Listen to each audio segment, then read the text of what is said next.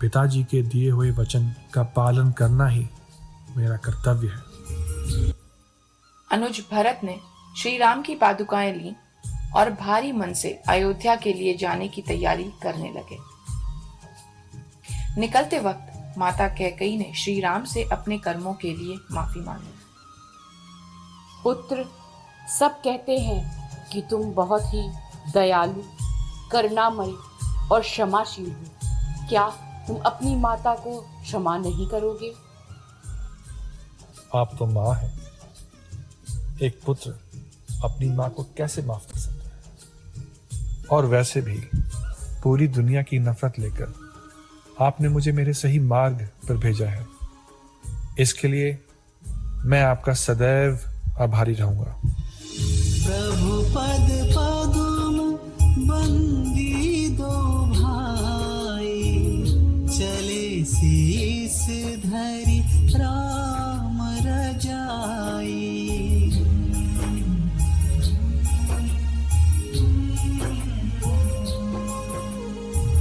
मुनि तापस बन देव निहोरी, सब सन्मानी बहोरी बहोरी।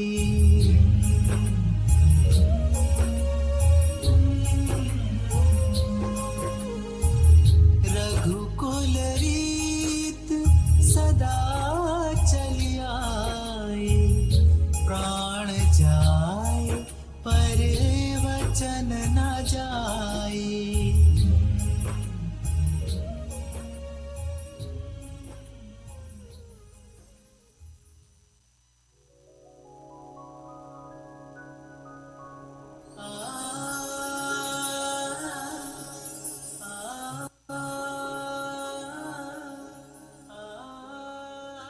भगवान श्री राम अपनी पत्नी और भाई के साथ वन वन भटकते रहे और पूरे रास्ते साधुओं की राक्षसों से रक्षा करते रहे। ऐसे ही भटकते भटकते वो गोदावरी नदी के पास पंचवटी पहुंचे और एक छोटी सी कुटिया में रहने लगे। तभी वहां रावण की बहन शूर्पणखा घूमते घूमते पहुंची और उसने दूर से प्रभु श्री राम को देखा और उनके रूप को देखकर उन पर मोहित हो गई।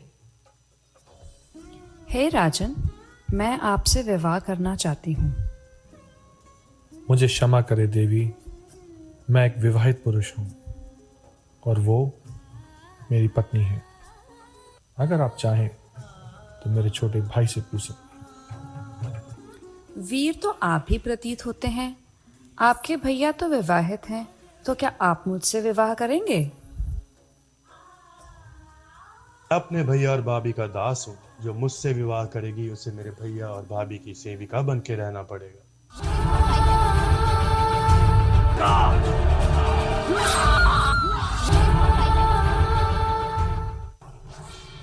देवी सीता के रूप का वर्णन सुनकर रावण खुद को रोक नहीं पाया और अपनी कुटिल बुद्धि का इस्तेमाल करते हुए उसने सीता का हरण करने का मन बना लिया।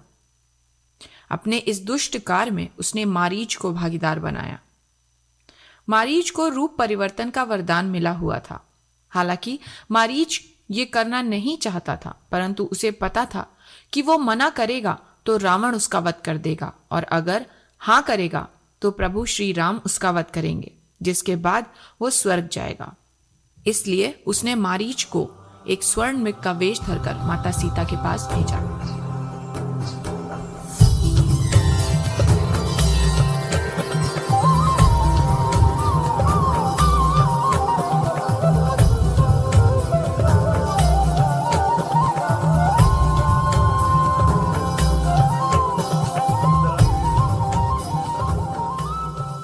हे प्रभु, मुझे वो स्वर्ण मृग चाहिए। अवश्य सीते। भैया, ये किसी असुरी शक्ति का छलावा लगता है। आप वहां मत जाइए। हे अनुज, तुम व्यतीत मत हो। मैं जल्द वापस आऊंगा, पर मैं तुम्हें सीता की सुरक्षा का दायित्व देता हूं।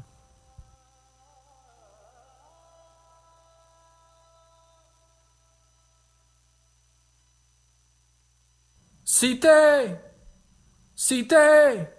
हे लक्ष्मण, लगता है तुम्हारे भैया को कुछ हुआ है। कृपया उनके पीछे जाओ। आप चिंतित मत हो भाभी, ये किसी असुरी शक्ति का छलावा लगता है। भैया बिल्कुल ठीक है। लक्ष्मण, ये मेरी आज्ञा है। जाओ और अपने भैया की रक्षा करो। लेकिन भाभी। क्या तुम मेरी आज्ञा नहीं मानोगे? ठीक है भाभी, परंतु आप इस लक्ष्मण रेखा को पार नहीं करेंगी।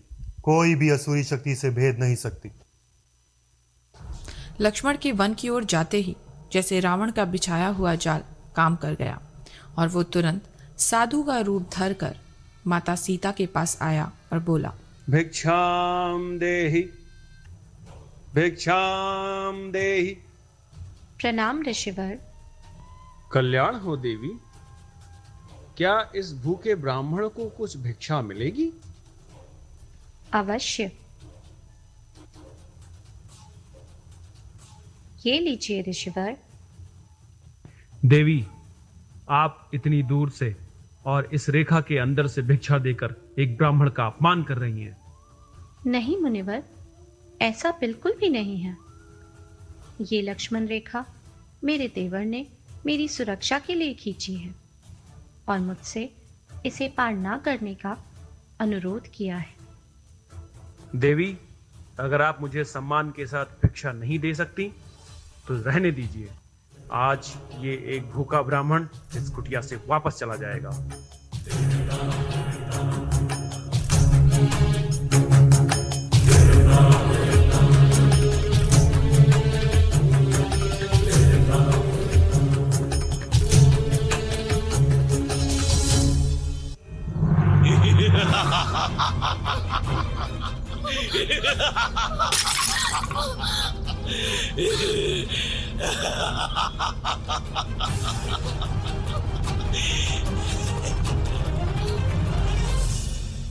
हे दशरथ नंदन, मुझे बचाइए।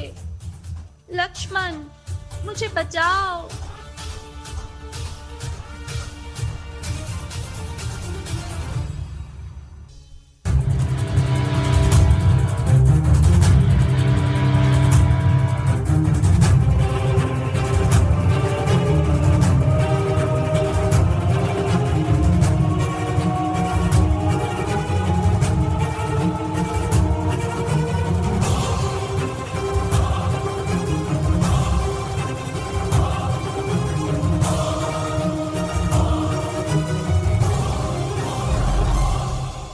हे मेरे प्रभु राम, मुझे बचाओ।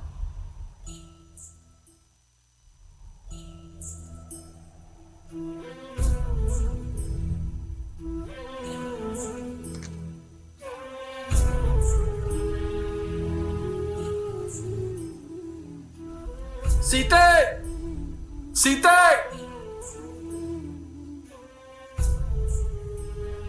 भाभी।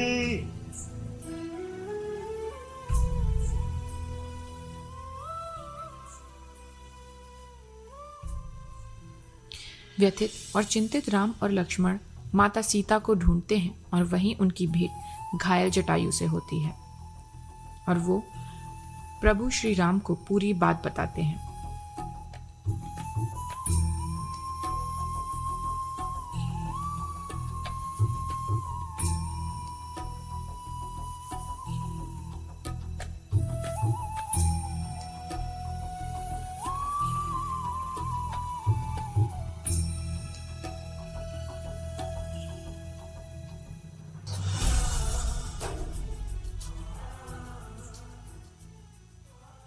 भगवान श्री राम और लक्ष्मण सीता माता को ढूंढते ढूंढते मतंग ऋषि के आश्रम पहुंच गए, जहां उन्हें शबरी नाम की एक वृद्ध महिला मिली।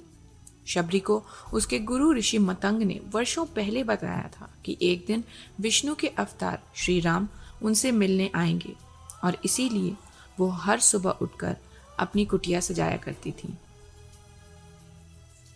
जब प्रभु श्री राम से उनकी भेंट हुई, मानो वो अपनी खुशी को रोक ही नहीं पाई। सबरी देखी राम गृहाए, मुनि के बचन समुझी जिया भाए।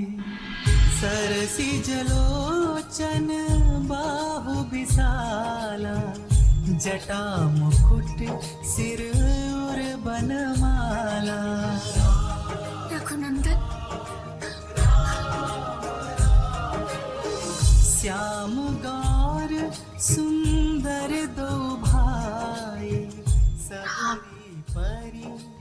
प्रणाम माता। लपटाए पानी जोरी आगे बैठाड़े, प्रभु ही बिलो की प्रीति अति बाढ़ी।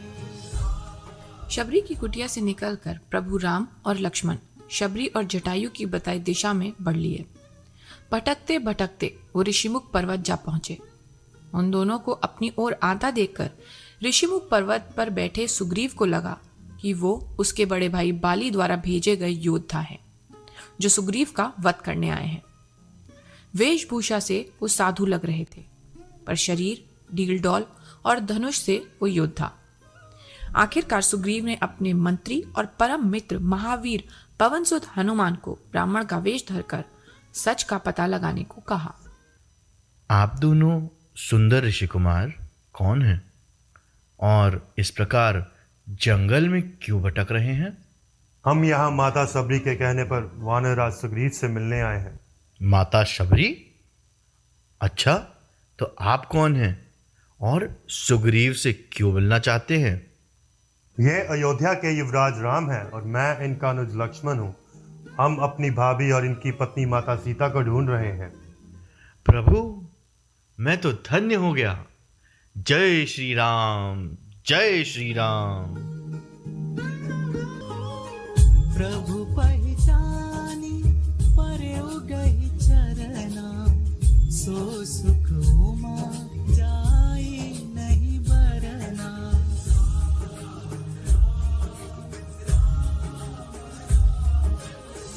पुलकित तन मुख आवन बचना, देखत रुचिर बेश कै रचना।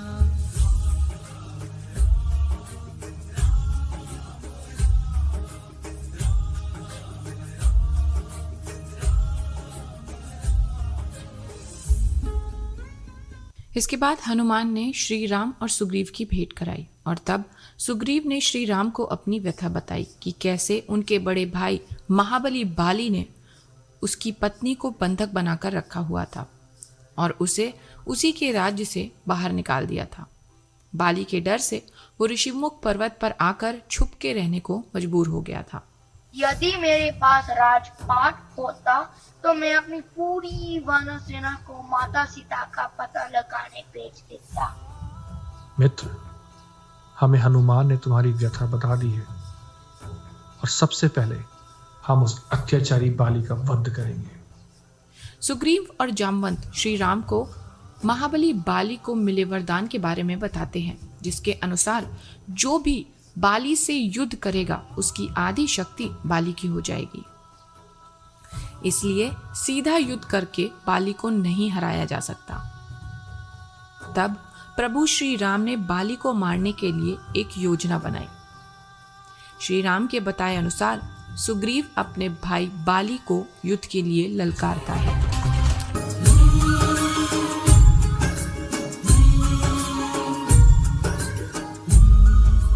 और इस प्रकार श्री राम महाबली बाली का वध करके सुग्रीव को राजा और तारा को रानी बनाते हैं। जय श्री राम, जय श्री राम, जय श्री राम।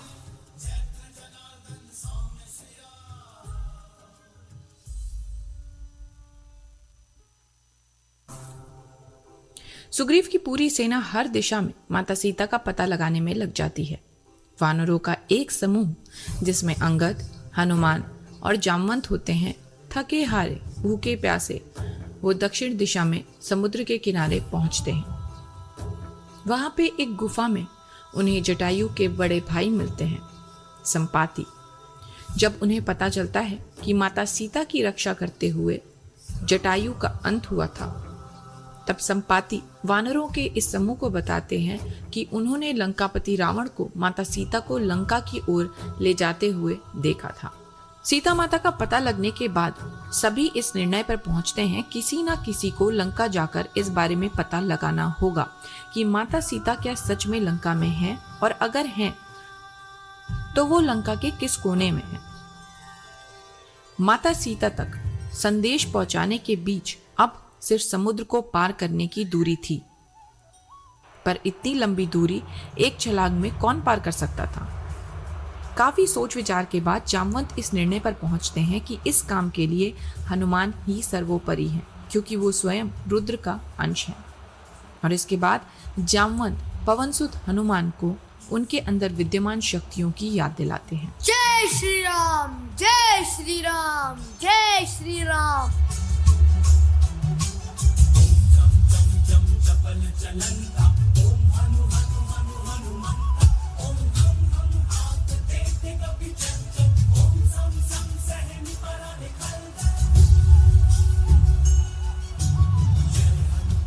समुद्र पार करके हनुमान जी लंका पहुंचते हैं। लंका पहुंचकर हनुमान जी कोने कोने में माता सीता को ढूंढने लगते हैं। लंका में घूमते घूमते एक घर में उन्हें तुलसी का पेड़ लगा दिखता है और साथ ही वहां पे श्री राम का नाम लिखा होता है। हनुमान मन ही मन सोचते हैं कि ये प्रभु श्री राम के किस भक्त का घर है। तभी उन्हें वहां पर विभीषण दिखते हैं, जो श्री राम के नाम का उच्चारण कर रहे होते हैं। जय श्री राम, जय श्री राम, जय श्री राम, जय श्री राम। रावण की इस लंका में मेरे और माता सीता के अलावा प्रभु श्री राम का नाम लेने वाले मित्र तुम कौन हो? मैं प्रभु श्री राम का दूत हूं और माता सीता का पता लगाने आया हूं। ये सुनकर विभीषण अंजनी कुमार हनुमान को सीता माता के बारे में सूचना देते हैं कि कैसे वो एक वाटिका में पेड़ के नीचे रहती हैं, और साथ ही हनुमान को वहां तक पहुंचने का मार्ग भी दिखाते हैं।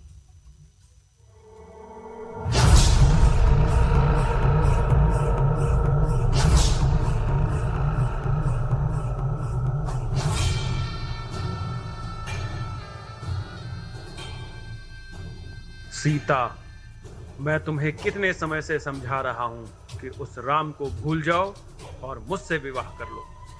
दुराचारी, अभी भी समय है। मुझे ससम्मान मेरे पति के पास जाने दे और उनकी शरण में चले जा। दशरथ नंदन बड़े ही क्षमाशील हैं, वो तुम्हें जरूर क्षमा कर देंगे। तुम्हारे राम ने तुम्हें वन में भटकने के अलावा और दिया क्या है? तुम मुझसे विवाह कर लो, मैं तुम्हें इस सोने की लंका की महारानी बना दूंगा। इस मंदोदरी को तुम्हारी दासी बनाऊंगा। मुझसे विवाह करने के पश्चात तुम इस पृथ्वी की सबसे सौभाग्यशाली स्त्री बन जाओगी। हाँ, सही कहा रावण। मैं इस पूरे ब्रह्मांड में सबसे सौभाग्यशाली स्त्री हूँ, क्योंकि मैं पुरुषोत्तम श्री राम की अर्धांगिनी हूँ। अब तो सिर्फ मृत्यु ही मेरी स्मृति से उन्हें मिटा सकती है।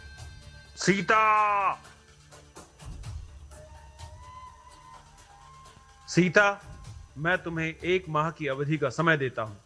या तो तुम मुझसे विवाह कर लो या अपनी मृत्यु के लिए तैयार हो जाओ।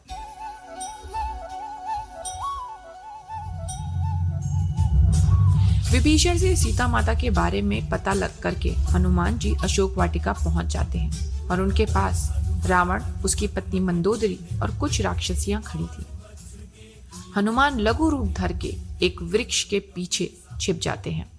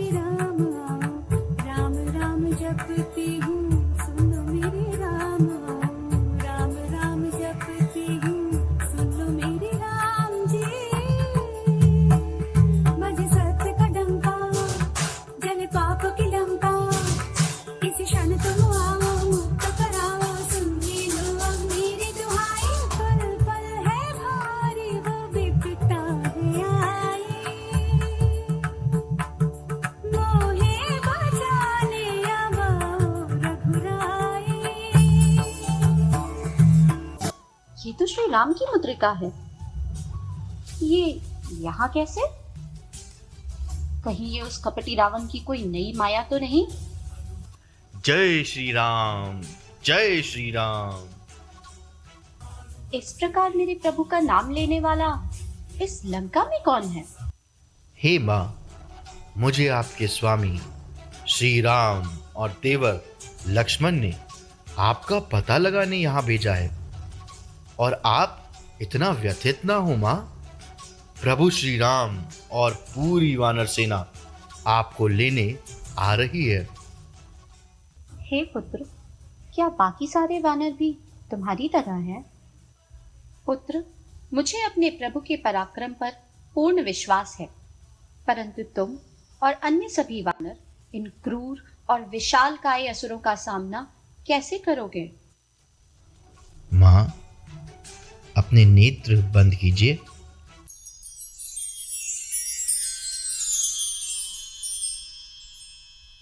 माँ, वो लघु रूप तो यहाँ प्रवेश करने के लिए रखा था। मैं और भी विशाल रूप धर सकता हूँ। अगर आप चाहें तो मैं आपको यहाँ से ले जा सकता हूँ। एक विभीषण कर गृह नाही। आग लगाने के बाद हनुमान जी माता सीता के पास पहुंचते हैं और उनसे आशीर्वाद लेकर और पहचान चिन्ह के लिए चूड़ामणि लेकर चले जाते हैं।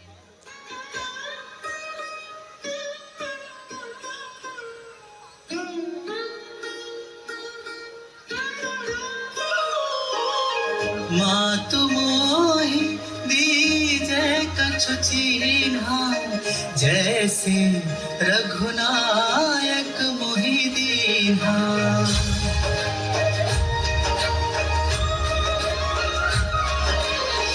चूड़ामणि उतार तब दया, देखी पवन